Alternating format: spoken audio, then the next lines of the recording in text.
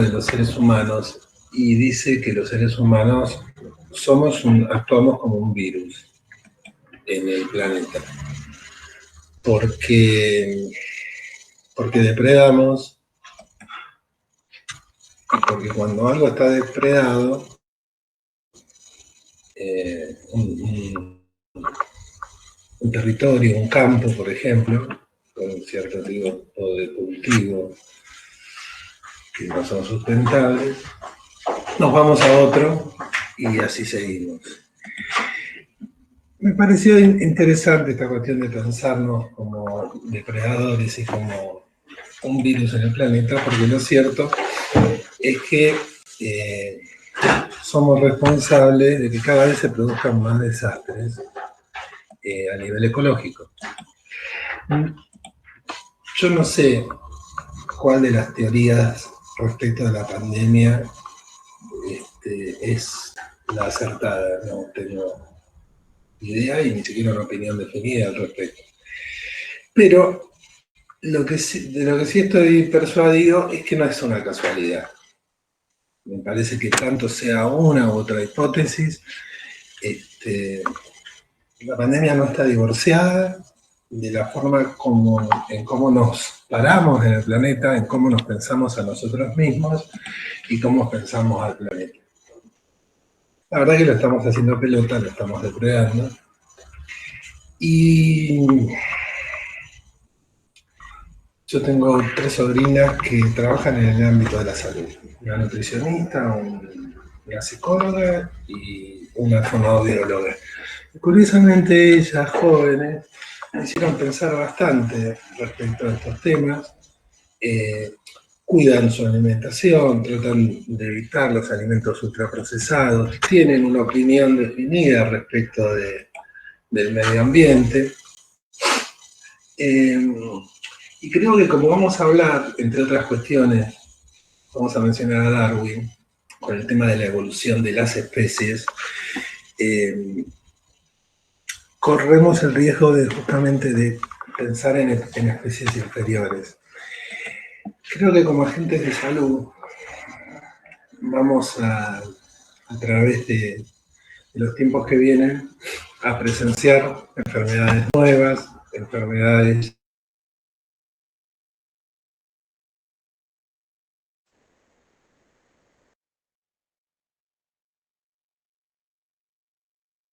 más prevalentes, como en el ámbito de la salud mental, ¿no? Nuevas patologías, digo, o viejas patologías que se intensifican, producto de cómo estamos tratándonos entre nosotros y cómo estamos tratando al medio ambiente. Esto no es sin consecuencias. Entonces me parece que como agentes de salud sería interesante también que tengamos un compromiso sobre esto, ¿no? Que estemos despiertos. Los griegos reservaban el calificativo de idiota a aquellas personas de la polis que no se interesaban en los asuntos políticos de la sociedad.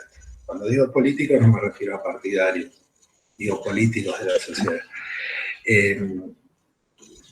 Los invito a que tomen participación, ustedes son una fuerza joven, en la medida que puedan y que quieran, porque si bien estamos en una sociedad muy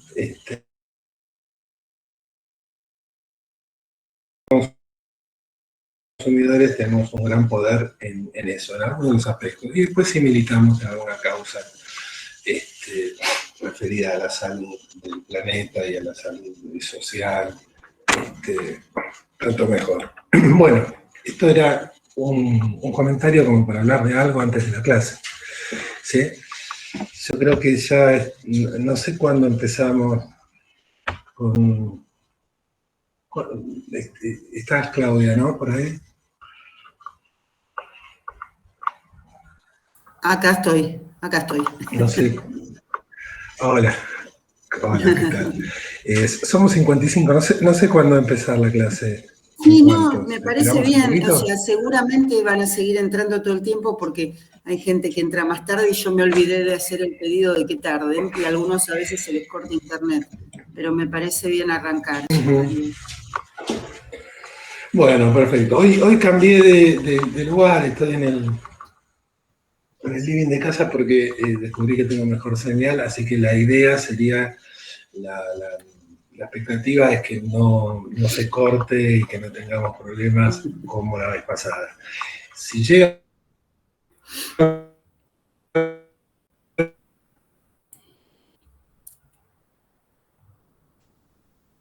Ay, Dios, me parece a propósito esto.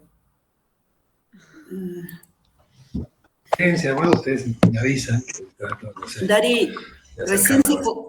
recién se congeló un poco, recién se congeló. De cierta bisagra, sí, No, dale. dale, sigo a ver si va bien. Este, si no tenemos la alternativa de Zoom también, que sí me funcionaba bien. Ayer di una clase y funcionó bien, no sé, los horarios, no sé. Pero bueno, espero que no se congele, pero avísame si esto sucede. Decía que partimos de una bisagra en relación a el reino animal, tomado en sentido lato, y el ser humano. Algo de esto nosotros ya hemos visto. Como vamos a hablar de sexualidad, me ocurre partir un poco del concepto de instinto reservado para mencionar a los animales y el concepto de pulsión, que sería un equivalente que nos reservamos para los seres humanos. Ya hemos visto, ¿no? Las definiciones de pulsión, de instinto. Pregunto.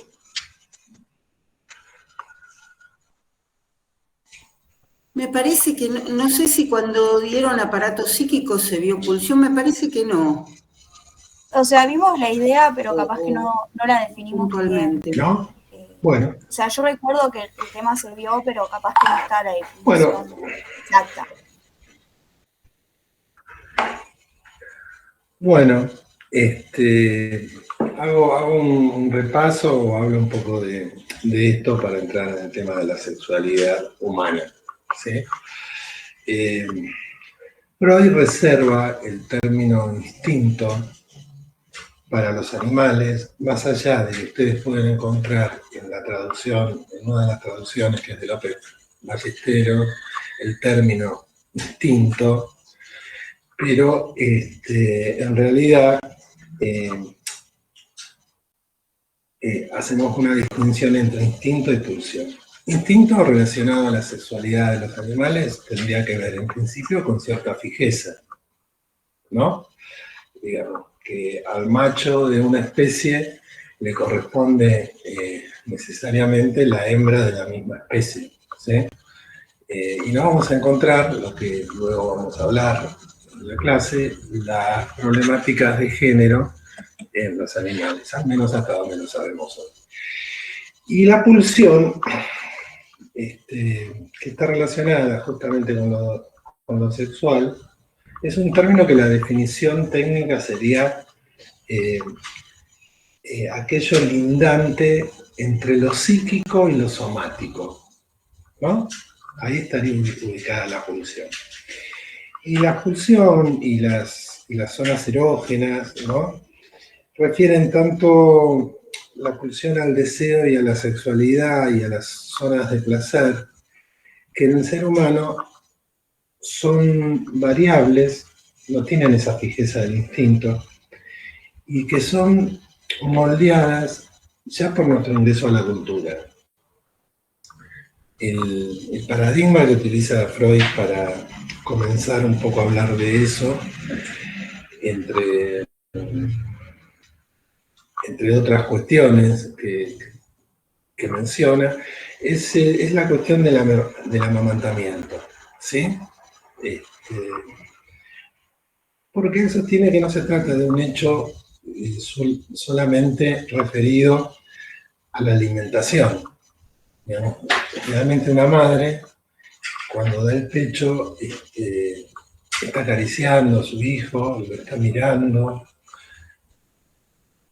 le habla, y no precisamente porque crea que el chico le va a contestar o que va a entender lo que dice, pero le habla con ternura, ya empieza a ingresar a ese niño en la cultura. Y según cómo lo haga, con las singularidades de cada caso, va a ir estableciendo en ese ingreso a la cultura referido a la sexualidad, la apertura de zonas erógenas, de zonas de placer.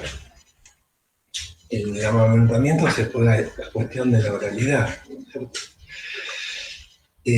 Y así es como, vía entrada la cultura, vía entrada el lenguaje, nosotros hablamos y ejercemos una sexualidad. No podemos abstraernos de ejercer una sexualidad, y hago una diferenciación entre sexualidad y genitalidad, ¿no? ¿Por qué? Porque inclusive hay una variante de género, esto va a ir y venir, por ahí voy a anticipar un poco cuestiones del género. Hay inclusive una posición respecto de género donde ciertas personas deciden no ejercer la sexualidad entendida como genitalidad, abstenerse de entrar en esa dimensión. También eso es una posición frente a la sexualidad. O sea que no es posible, en principio, quedar neutro respecto a la sexualidad humana. Sí o sí nos va a atravesar desde que nacemos y hasta que morimos, de diferentes maneras, obviamente.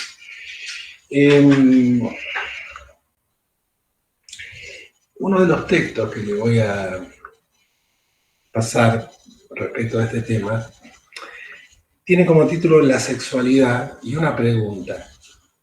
¿Una invención histórica? ¿Es una invención histórica la sexualidad humana? ¿Qué les parece a ustedes? ¿Qué les sugiere ese título?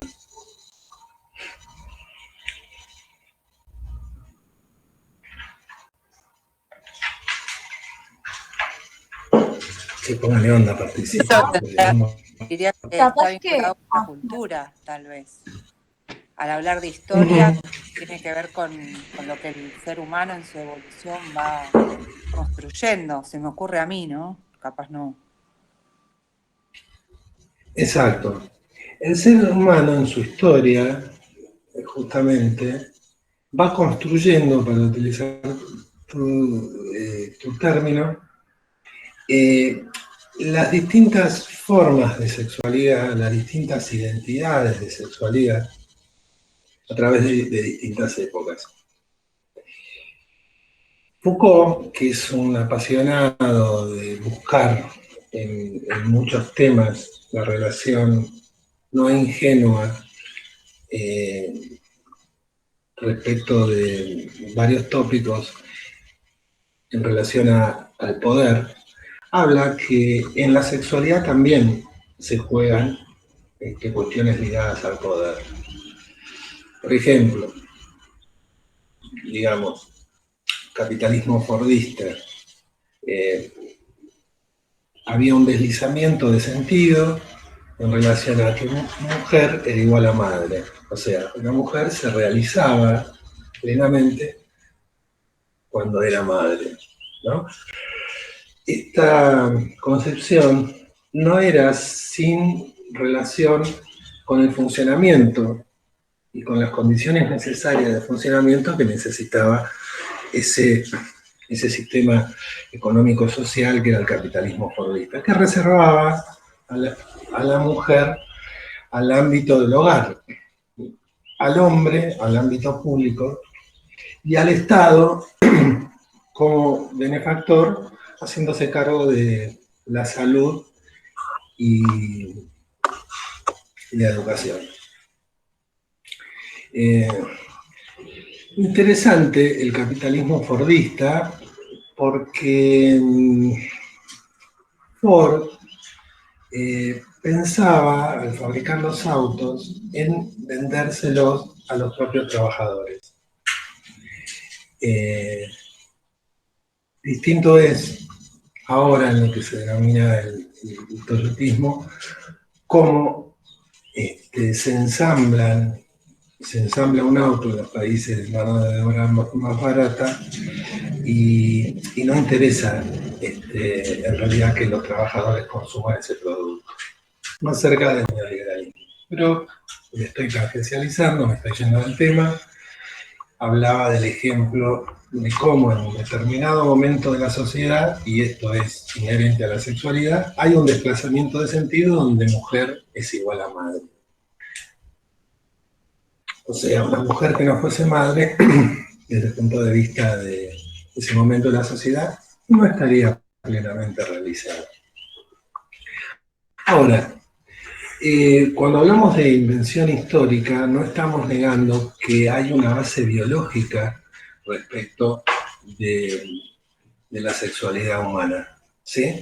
Solo que esa condición biológica en distintas escuelas teóricas va a tener un peso mayor o menor en el abordaje de la sexualidad y en el tratamiento de las cuestiones de género. Básicamente existen dos corrientes. Una corriente que sería la esencialista, que sostiene, entre otras cuestiones, que la sexualidad humana está al servicio de la reproducción.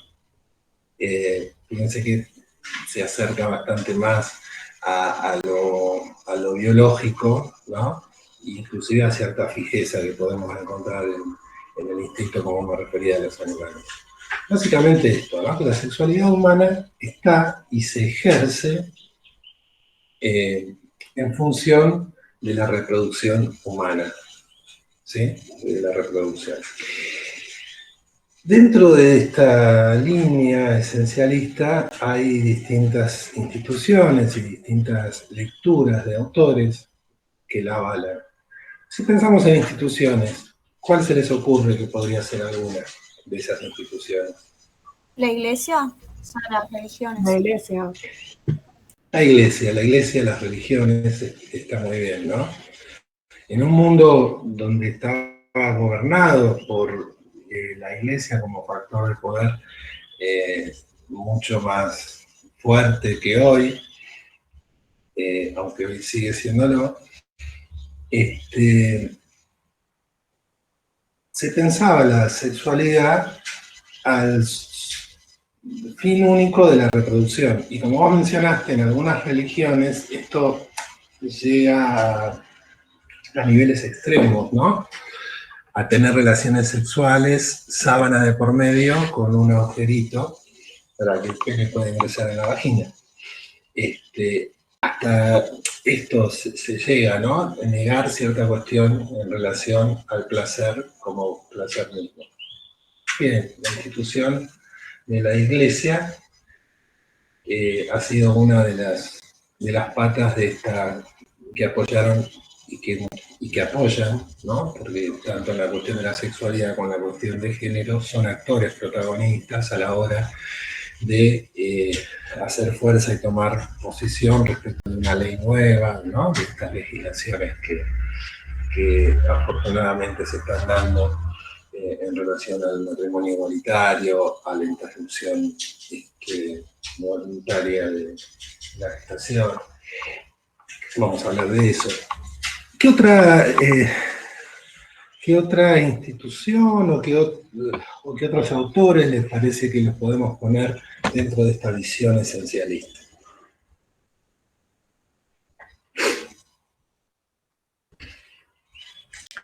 Otro es Darwin, ¿no? Con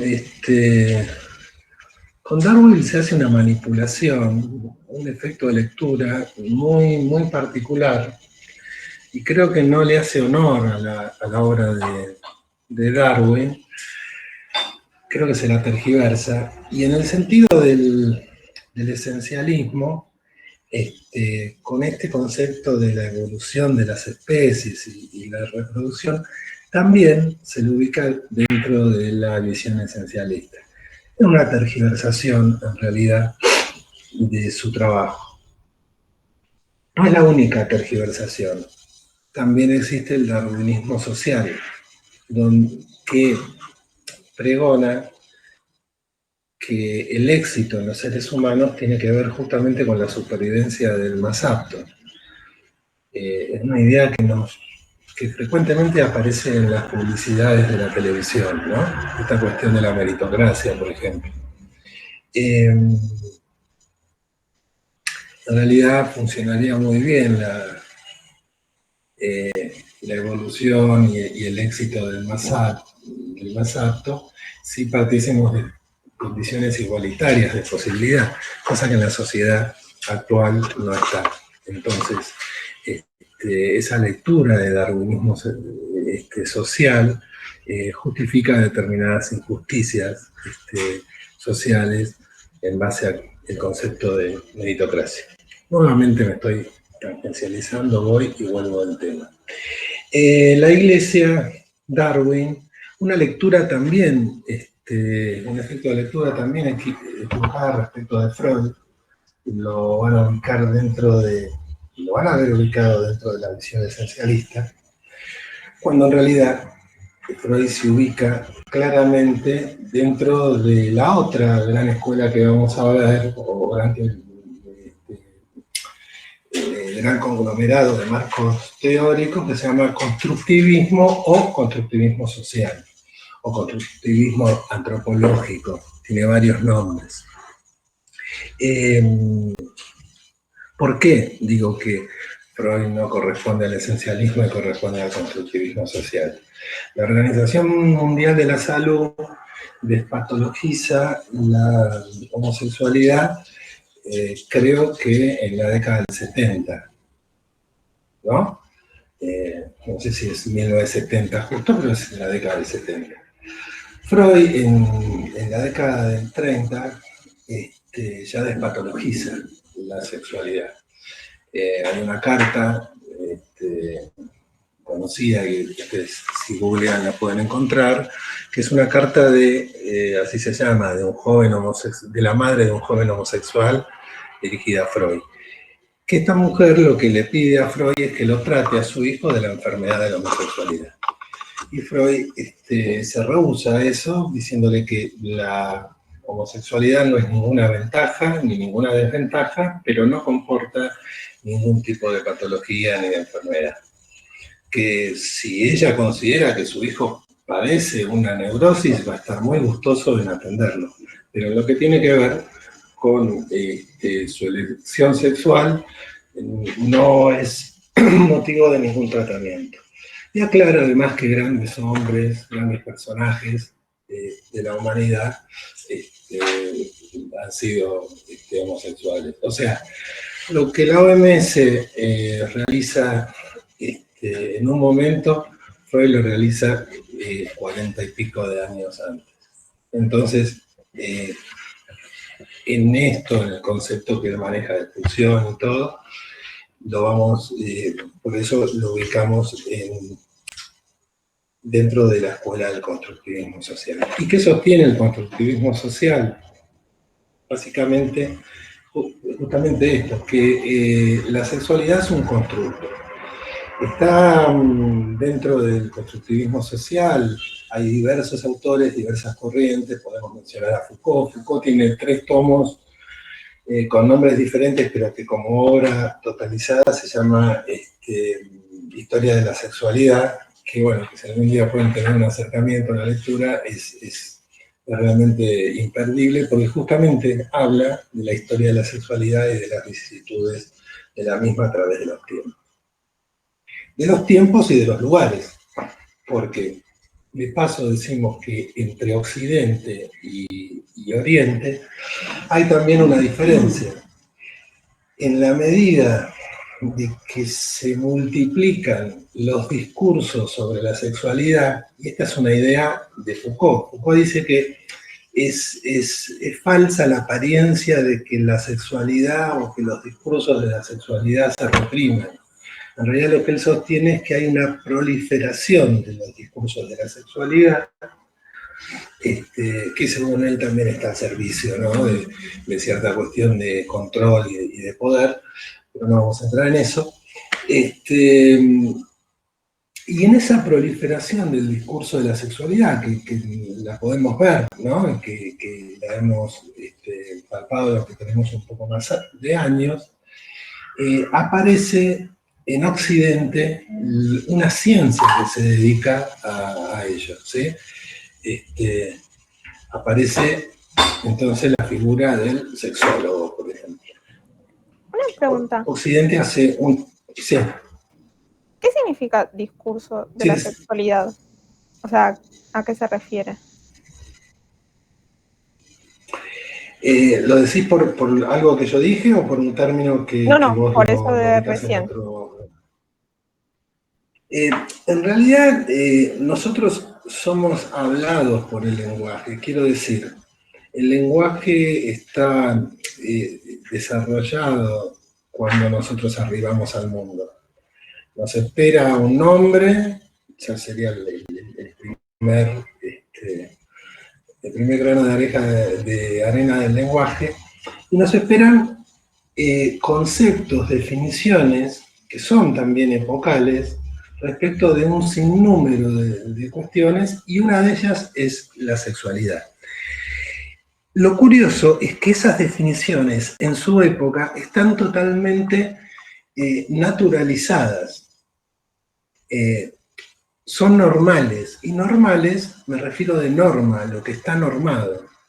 Entonces, en lo que en una época fue totalmente aceptado, normado, en otra época no lo es así. Entonces, cada cultura tiene un discurso propio respecto de la sexualidad, una forma de ver la sexualidad y de transmitir la sexualidad, la cual indefectiblemente nos atraviesa. Obviamente que si vamos a pensar en las tópicas freudianas, hay algo en el super-yo en relación a la sexualidad, y que muchas veces es causante de síntomas en la neurosis. Entonces, hay un discurso del poder, digamos, un discurso naturalizado, homogéneo de la sexualidad, que sería aquello instituido, y afortunadamente, digo, siempre existe la tensión entre lo instituido y lo instituyente. Hay un discurso que puja por desnaturalizar, ¿no? De construir determinadas cuestiones que, porque están dadas, parecen naturales y parecen la norma, y de ahí lo normal. Genial, y de ahí lo patológico. No, nada. Estaba diciendo... ¿Qué estaba diciendo? Bueno, estaba diciendo esto de Occidente, ¿no? Occidente va en un desarrollo de la proliferación de las sexualidades o de la sexualidad a establecer una ciencia, y un ejemplo de eso es la aparición de la figura del sexólogo. La historia en Oriente es distinta porque hablo no del Oriente actual, ¿no? Que está occidentalizado en muchas cuestiones, o sea, a través de la globalización.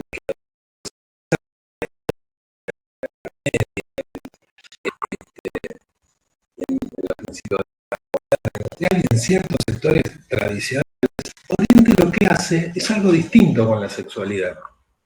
No hace una ciencia, hace un arte. Se habla del arte de la sexualidad. Hay muchísimas películas que refieren a esto, pero fíjense cómo ya hay dos cuestiones distintas, ¿no?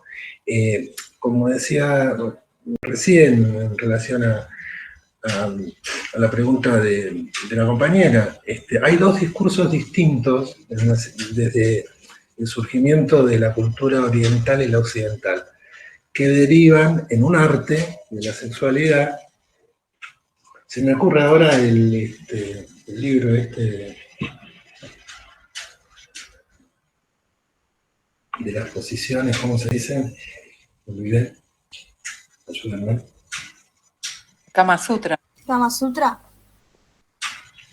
El Kama Sutra. Bueno, el Kama Sutra es una demostración de cómo en Oriente se va encaminando a la cuestión del arte, ¿no? Es una expresión, además del culto, de formas de ejercer el placer, pero también tiene una beta artística. Decía, en Occidente, en esta especialización que podemos subsumir o concentrar el sexólogo. Entonces, a ver si hasta ahora vamos estando más o menos de acuerdo. ¿Acuerdan ustedes que la sexualidad es una invención, la sexualidad humana es una invención histórica? ¿Hay alguno que no acuerde con eso? Bueno, continúo con algo. Wicks, en 1990 dice una frase muy graciosa: el órgano sexual del ser humano está ubicado entre las orejas, ¿no? Y con eso hace alusión un poco a lo que estamos hablando, y un poco también podemos pensar en relación al aparato psíquico, al deseo sexual, y a las distintas posiciones que uno, conforme su historia, y cómo en esa historia se van moldeando las zonas erógenas y la especificidad de lo funcional, va haciendo que no todos aparezcamos recortados como esos dibujitos de papel que aparecen los hombrecitos todos iguales, sino que cada uno tenga una posición distinta respecto de la sexualidad. Dentro, como venía diciendo hace un rato, del constructivismo social, también están los antropólogos, ¿sí? También está Levi-Strauss, y hay algo interesante respecto de los antropólogos, para mencionar muchísimas cosas interesantes, pero como hemos visto, la prohibición del incesto, lo que descubre en su trabajo de campo, Levi-Strauss, que la prohibición del incesto no rige en todas las culturas. Me refiero por cultura a... No estoy pensando en términos de países, ¿no? Sino en términos de tribus, ¿no? De una época más primitiva. La prohibición del incesto, tal como la conocemos, esto es la prohibición de tener acceso carnal entre familiares directos, padre y madre básicamente, él descubre que no existe esa prohibición de esa manera en las culturas, pero que en toda cultura él descubrió algún tipo de prohibición. En algunos casos, respecto al avunculado, con el tío materno estaba prohibido tener conversación sexual. Diferente, obviamente, a nuestra concepción, nosotros se nos hace difícil pensar en eso, pero lo curioso es que él descubre que siempre hay alguna prohibición en relación al incesto, y obviamente estamos hablando del ejercicio de la sexualidad. Como creo haberles dicho, y si no se los digo ahora, lo interesante de la prohibición no es tanto lo que prohíbe, sino lo que habilita. Quiero decir, a tener prohibido tener relaciones sexuales con mi mamá, se me habilitan el resto de el mundo femenino. En la práctica no están así, porque depende de aquellas mujeres que quieran aceptarme, así que, bueno, no funciona tan así, pero bueno, es habilitante, digamos, la prohibición, ¿no?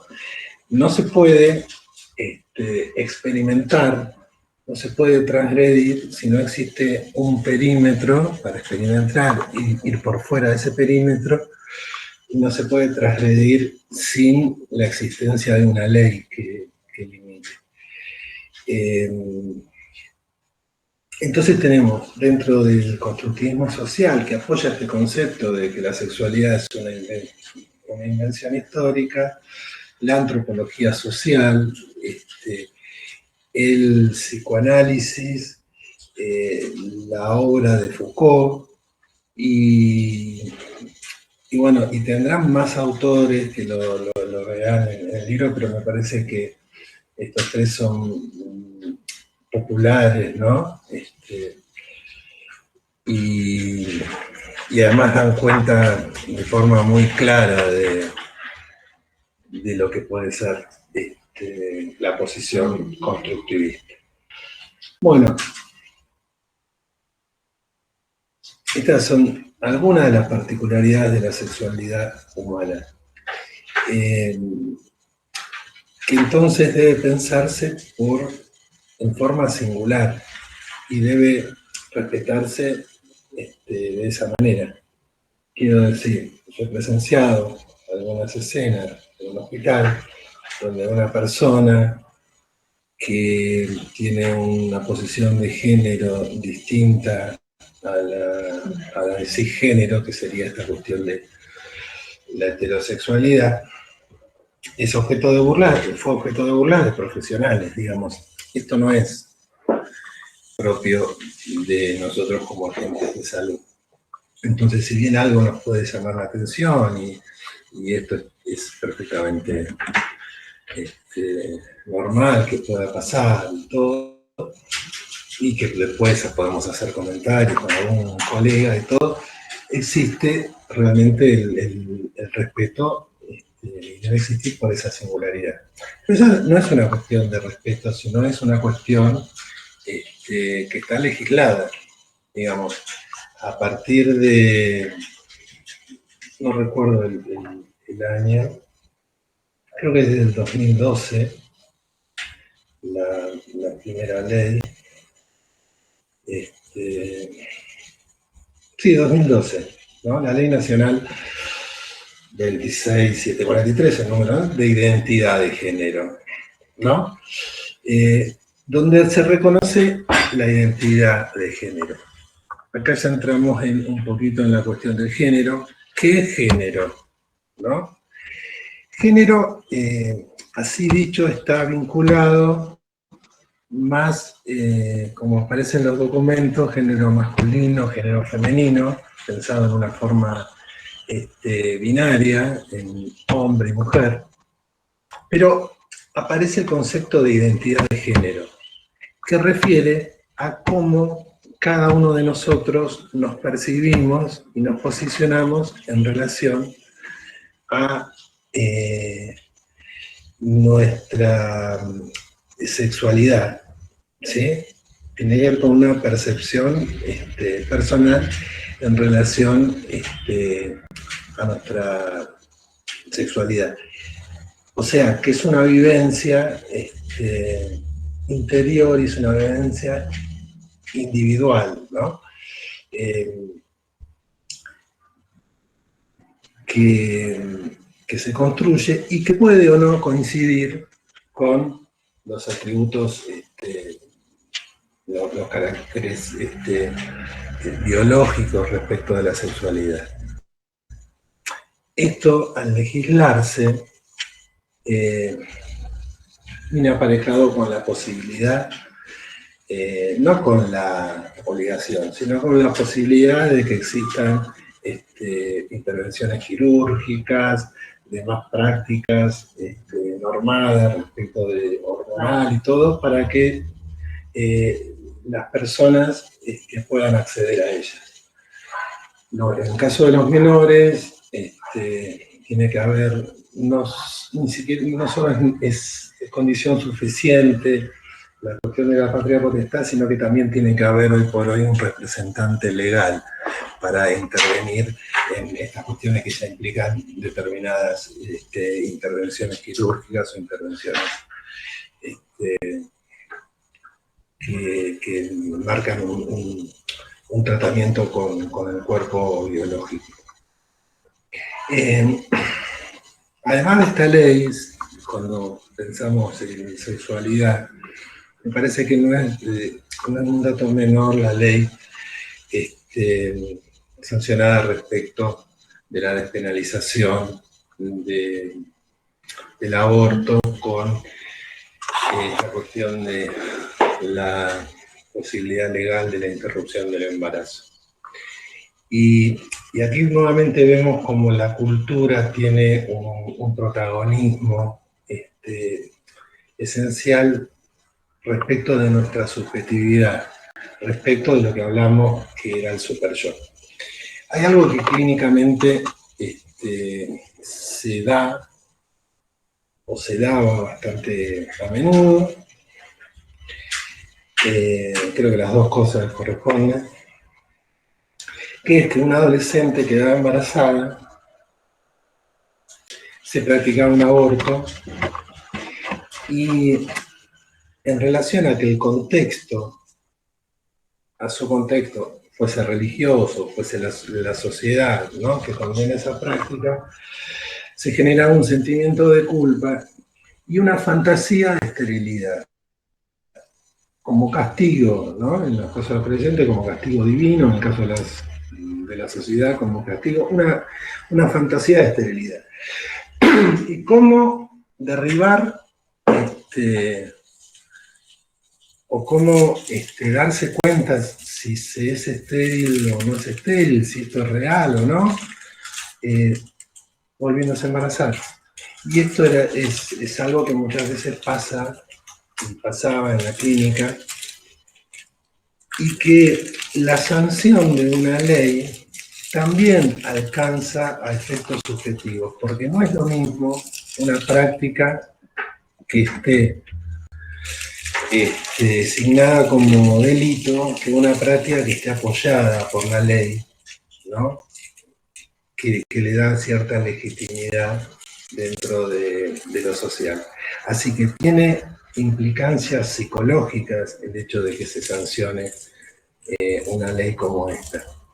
Y así leyes como la del matrimonio igualitario, que va también a permitir acceder a derechos que de otra manera no tenían, pero también empieza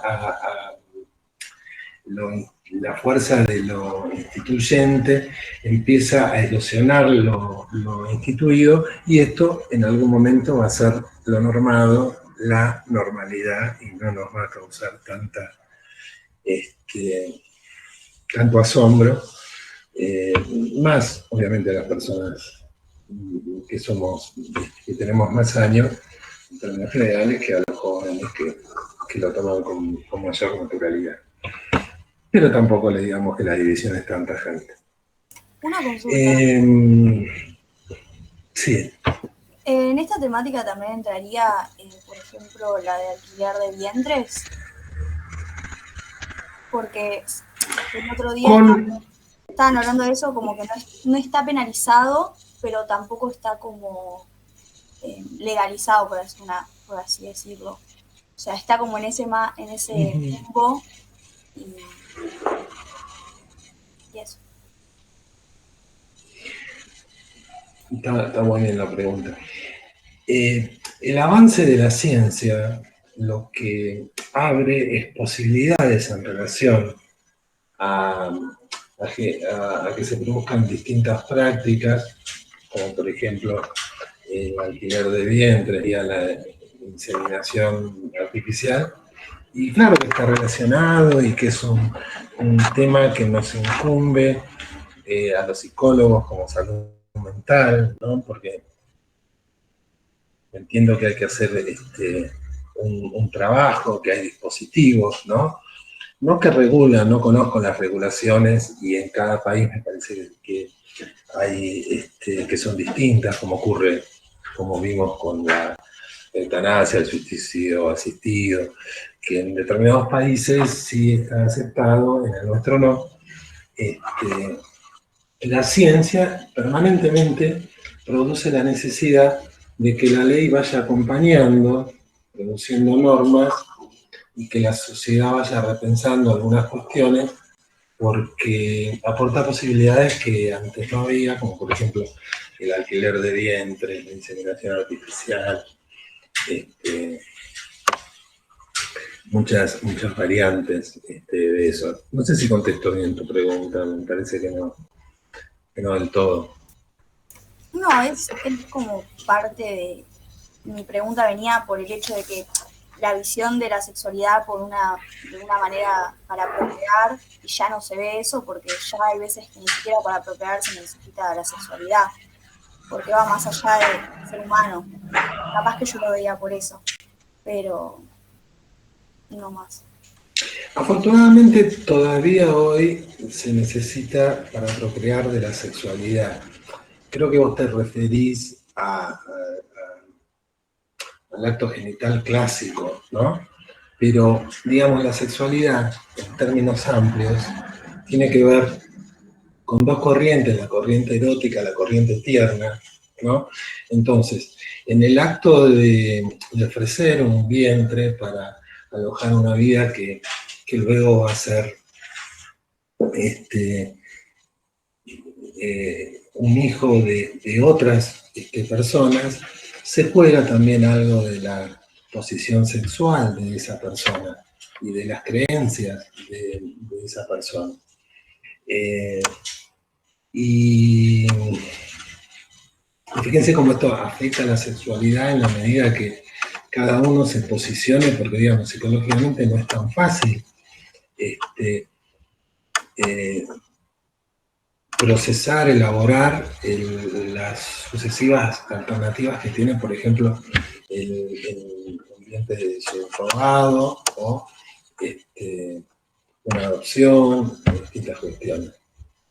La sexualidad, en sentido amplio, tiene que ver incluso en cómo hemos sido tratados y cómo tratamos a los demás.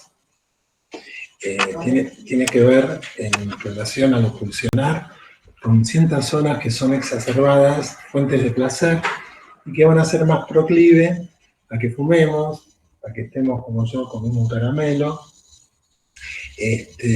u otro tipo de zonas que pueden ser enervadas, a que se generen otras prácticas u otros placeres. Entonces, muchas veces hay personas que no sé si ustedes conocerán alguna que se resisten a ser acariciados, por ejemplo. Hay personas que disfrutan mucho con las caricias. Eso tiene que ver también con la sexualidad. No restringirla solo a la genitalidad, ¿no? Eso y digamos mucho más. Por eso es que la sexualidad tiene muchísima importancia, porque no es solamente la elección de objeto sexual que yo haga hetero. Entonces tenemos por un lado, decía, el sexo biológico, ¿no? Que hace referencia, digamos, a los atributos físicos, básicamente, ¿no? Pene, vagina y todo. El género, que es esta construcción cultural binaria, como yo le decía, hombre-mujer, que en los documentos dice género masculino, femenino, es algo que la sociedad, en lo más tradicional, espera, ¿no? Respecto al término de varones y mujeres. Y la identidad de género, que ya es la vivencia personal respecto de cómo cada persona se siente respecto de eso y con qué se identifica. Luego está la expresión de género, que tiene que ver cómo nos mostramos al mundo en base a esa elección, a través de nuestro nombre, a través de cómo nos vestimos, de cómo nos comportamos, ¿no?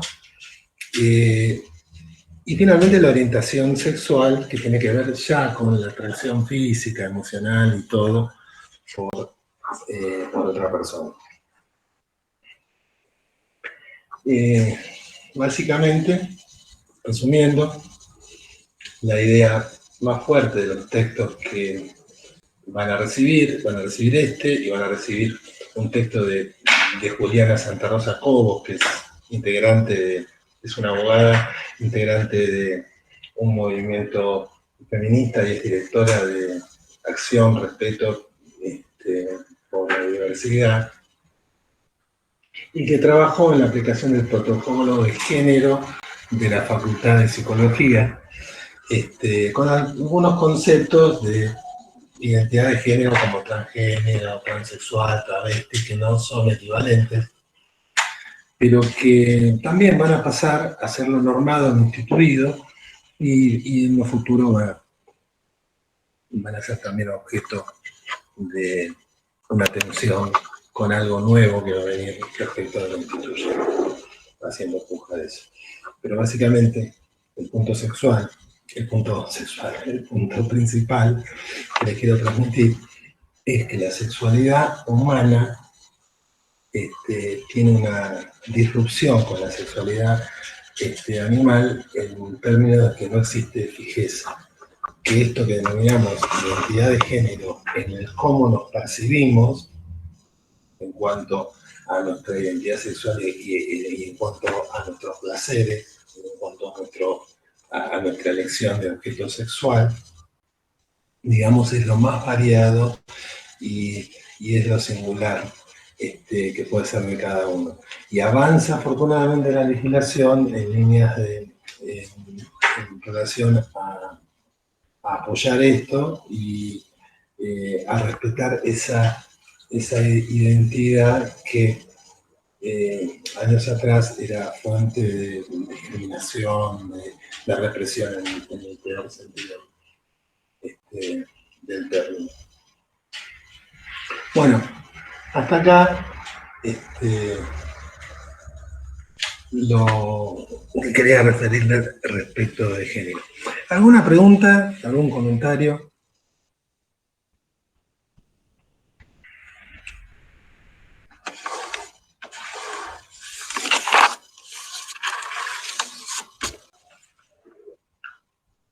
¿Alguna duda?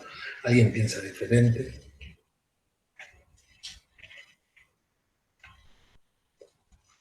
No. Bueno. Entonces podemos pasar, creo, a los trabajos, ¿no? Sí. Perdón, recién estaba mirando lo que había anotado y había una parte en la clase donde por lo menos yo me perdí o entré por ahí más tarde, no sé, que vos nombraste al super yo cuando mencionabas a la cultura sí, como un rol importante de la sexualidad. No entendí la relación. Recuerdan que el super yo es la instancia psíquica donde va a alojarse, además de las normas primarias de la familia nuclear, por eso se dice que es el heredero del complejo de Edipo, van a alojarse las normas, lo normal, lo normado de la sociedad. Quiere decir, por ejemplo, robar está mal, ¿no? Entonces, si hay un super yo constituido más o menos en relación al respeto de esas normas, se va a abstener de robar, ¿no es cierto? ¿Qué pasa con la sexualidad y el super yo?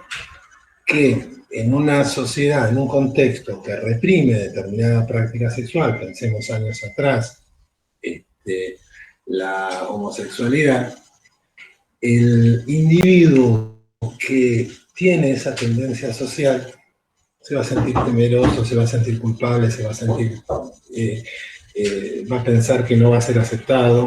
Muchos de esos pensamientos y de esos sentimientos los va a ratificar en la práctica. Entonces estaba esto que nosotros se dice, está la frase vulgar, no salir del placar, ¿no? Había un enorme impedimento para ejercer libremente la sexualidad, en función de que respecto del propio super yo, no se permitía por temor, por discriminación, por propio funcionamiento de juzgarse a sí mismo como no normal, ¿no? Como si esto fuese pecado, si obviamente el super yo hubiese creencias religiosas, y básicamente por ser sancionado en la sociedad. Estas cuestiones que todos sentimos respecto de no hacer algo y hacerlo, ¿no? La posibilidad de sentirnos culpables, ¿no? Están alojadas en el super yo. El super yo puede volverse muy feroz, y eso pasa muchas veces en la neurosis, y puede sentirse culpable no solamente por los actos, sino también por las fantasías. Hasta eso puede llegar esa instancia psíquica del super yo. Entonces, en relación a la sexualidad, es muy importante el contexto social aprobando o reprobando una práctica, porque eso va a ir a internalizarse en el superyo del individuo. El superyo se lleva con el concepto de Foucault de panóptico. No sé si se los comenté yo en su momento. Si se los comenté, díganme, para no repetir. En realidad, Foucault sostiene respecto del poder y también de la sexualidad que existen mecanismos de controles. Pero él no dice que cada vez se controla más, sino que cada vez se controla mejor. Ustedes vieron que estamos en una sociedad donde permanentemente nos sentimos mirados porque no sabemos en qué calle está una cámara o no una cámara. Generalmente ya uno da por descontado que siempre hay una cámara que nos está mirando.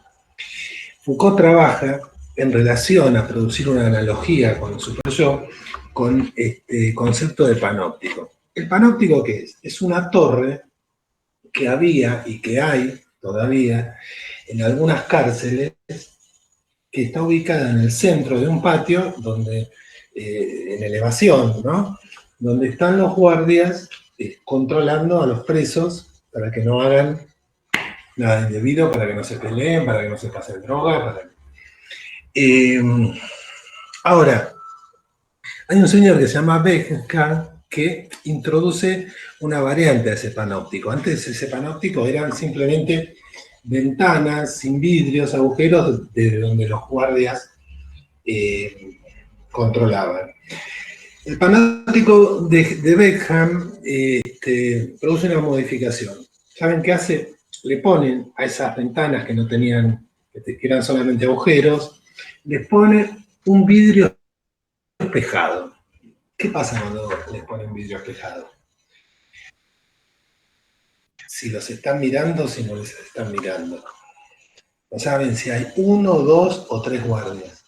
Foucault dice, es más, podría no haber ningún guardia, y vía el vidrio espejado, los presos seguirían sintiéndose controlados.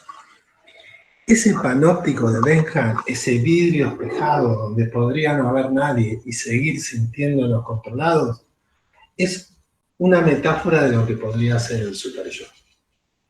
No está afuera, no lo vemos, pero sabe de nosotros mucho, mucho más que cualquiera del exterior, y sabe, como yo ya les decía antes, no solo de nuestras acciones, sino de nuestros intereses y inclusive de nuestras fantasías. Y desde ahí se puede desatar una neurosis, no por un hecho acontecido, sino por un hecho simplemente fantaseado, con el mismo valor de realidad como si hubiese sucedido. Bueno, un poco lo del superyo está contestado, ¿no? Sí, gracias. Bueno, ¿alguna pregunta? Si no, dejamos acá.